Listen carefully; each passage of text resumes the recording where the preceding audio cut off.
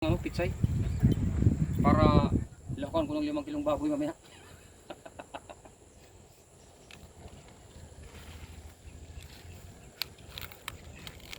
Malaki kasi matataba siya, malulusog pa.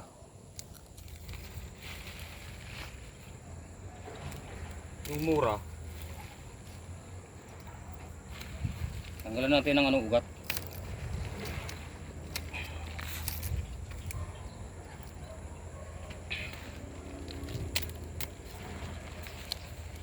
Yan, tanggal ng ugat.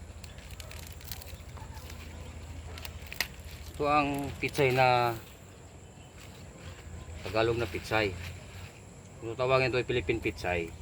Meron man yung Chinese pitsay, pero mas masarap ang pitsay ng kasi malasa siya eh. Talagang siya eh, press na press. Kakamayin ko na lang, hindi ko na gamit ng kutsilyo. Sa bahay ko na mamaya dyan, hugasan ko na mamaya.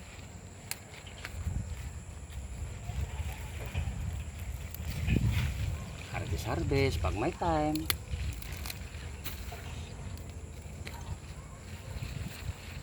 Naman at baka hindi tayo kakainin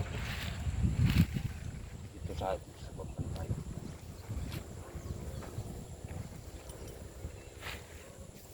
Malaki. Sa blessing ulit.